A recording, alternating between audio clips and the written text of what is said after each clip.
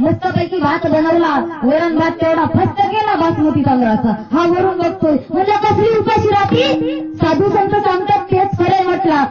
त्याचा जीव तळमळ तळमळ होऊ लागला. कधीचे एकदा 5 वाजता. थोड्या वेळाने एक पेढेवाला आला. पेढे घ्या पेढे, सरमकुंडली फाट्यावरचे उत्कृष्ट क्वालिटी, निव्वळ खव्याचे मलाई पेढे. लगेच आली बाहेर. कसे दिले ते पेढे? 25 रुपये पाव किलो. या म्हटली पाव किलो पेढे. घेतले पाव किलो पेढे, तेवढे फस्त केले. हा वरून बघतोय, म्हटलं कधीचे 5 वाजते. कसली उपाशी राहती. पाव किलो पेढे खाल्ले, अर्धा किलो भातही खाल्ला. अरे बापरे म्हटलं. थोड्या वेळात ऊसावाला आला की हो. अगोदरच्या काळात ऊस भेटत नव्हते माऊली, आता ऊस भेटतात, पण खाण्यासाठी जातच नाही राहिले लोकांना. ऊस मिळत नव्हते. ऊसावाला आला, ऊस घ्या ऊस. गावरान ऊस आहे. आली बाहेर लगेच. कसे दिले तो ऊस? रुपयाचे 4. द्या म्हटले 4 ऊस.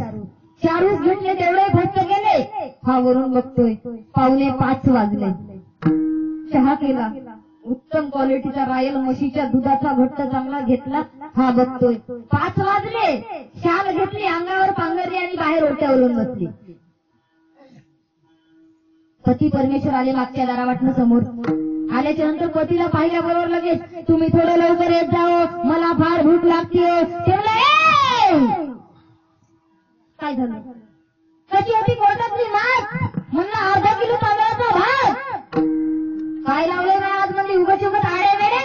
म्हणला पाव किलो पेढे. आज काय झालंय म्हटलंय तुम्हाला? उगाच उगाच धुसफूस. म्हणला रुपयाचे 4 ऊस. विठ्ठल विठ्ठल विठ्ठल.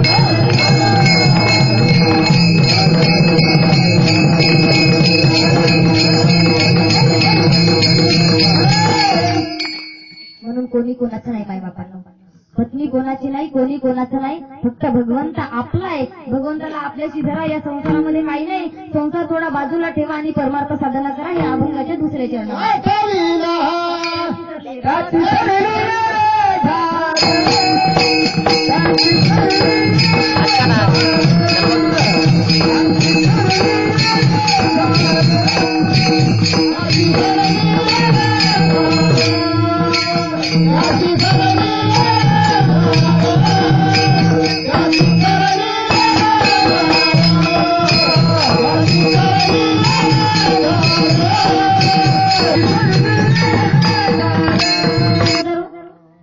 जन्म मरणाची येतात. संतांना कसला जन्म आणि कसलं मरण? ते तर अमर असतात. तुमच्या आमच्यासाठी जन्माला आलेले असतात. जगाच्या कल्याणा संतांच्या विभूती आणि देह कष्टविती परोपकारे. परोपकार करतात, तुमच्या आमच्यासाठी जन्माला येतात. देह कष्टवतात, झिजवतात किंवा मार्ग दाखवून गेले आधी. दयानिधी संतती. तुम्हाला आम्हाला मार्ग दाखवून जातात ते आणि दयाळू असतात. तुमच्या आमच्यासाठी त्यांनी जन्म घेतलेला असतो. विठ्ठल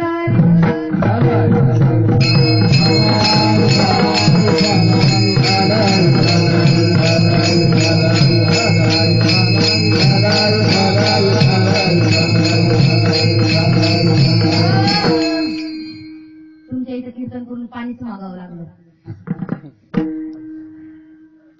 म्हणून तुमच्या आमच्यासाठी त्यांनी जन्म घेतलेला असतो. म्हणून मायबापा आपणही जन्म घेतो, आपणही परोपकार करतो. पण आपण कुठला परोपकार करतोय? आपण संतांसारखा करत नाही. जगाच्या कल्याणा संतांच्या विभूती हा नाही करत आपण. कुठला? आपण परोपकार करतो, पण कोणता परोपकार करतोय? दरवर्षी शेजाऱ्याचा हातात इटीच बांध कसा कोरता येईल ट्रॅक्टरने, हा परोपकार करतोय.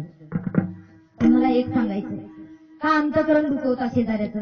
त्याला का त्रास देता? बांध करून काय मिळतंय? बांधाभोवती काय 10-5 फुटे सोयाबीन होती? काय म्हणतात तुमच्याकडे? टाळकं. आमच्याकडे ज्वारी म्हणतात. काय टाळकं होणार आहे का 10-5 फुटे?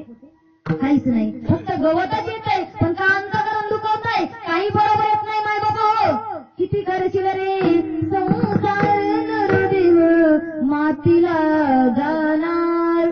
गाडी बंगला पैशाची गटरी संगे नाही येणार. नरदेव मातीला जाणार. काही बरोबर येणार आहे? काहीच बरोबर येत नाही माय बापा. सगळं टाकून जायचं इथं. गाडी बंगला पैसा सगळा. पैशाला इन्कम टॅक्स लागली. 100 एकर जमीन आहे. पण सगळं टाकून जायचंय माय बापांना, काहीच बरोबर येत नाही. मग का अंतकरण दुखवता दुसऱ्याचं? अंतकरण दुखवू नका. चांगलं करता येत नसेल तर वाईटही नका करू कोणाचं, पण चांगलं करा फक्त. एकच करा. काय? भला किसी का कर न सके तो बुरा किसी का मत करना, पुष्प बन कर रह न सके तो काट बन कर मत रहना. पुष्प बनून कुणाच्या जीवनात राहता येत नसेल तर काटे बनूनही राहू नका मायको. एकच करा. काय? खरा तो एकची धर्म जगा प्रेम हर पावे. फक्त म्हणू लागताय मला तुम्ही, दिलंय प्रेम जगाला, फक्त माझ्या बरोबर पाठ आहे म्हणून म्हणू लागायचं जगाला प्रेम हर पावे. खरोखरच माय बापा हो, मरावे परी कीर्ती रुपये उरावे.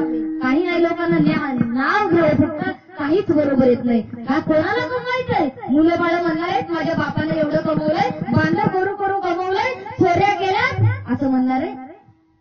नाही, काहीच बरोबर येत नाही माय बापा हो. कितीही कमवा तुम्ही, काहीच बरोबर येणार नाही, फक्त कीर्ती बरोबर येते. काय केलं या माणसाने? 1 वर्ष नाही, चंद्र सूर्य आहे तोपर्यंत येणार की फार चांगला माणूस होता, कधी कोणाचं अंतकरण यानं दुखवलं नाही. तुका म्हणे कमाण्याची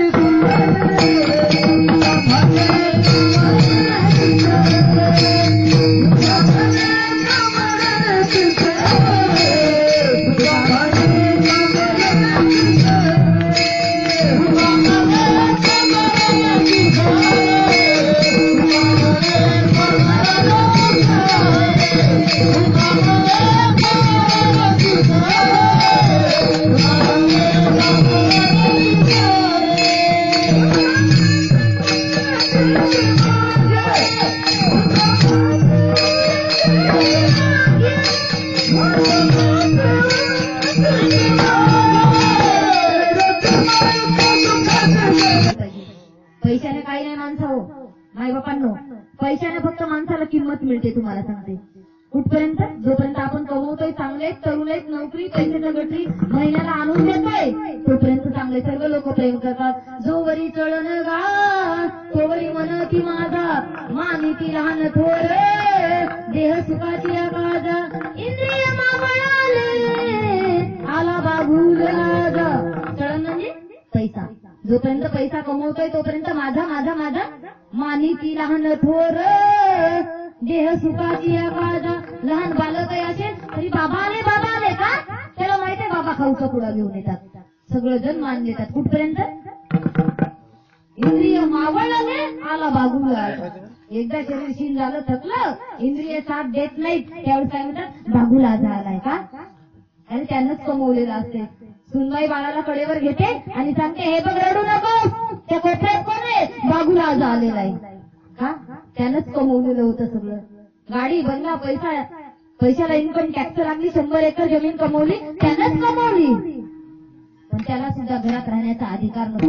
फक्त पैशाने मान मिळतो, पैशाने देव मिळत नाही. तुम्हाला सांगतो, पैशाने काय मिळतो? मान. पैसा माणसाचे नावे बदलतो. पैसा तेरे 3 नाम, परसू परशा परशुराम.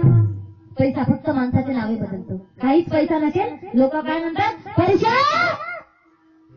इकडे ये ना.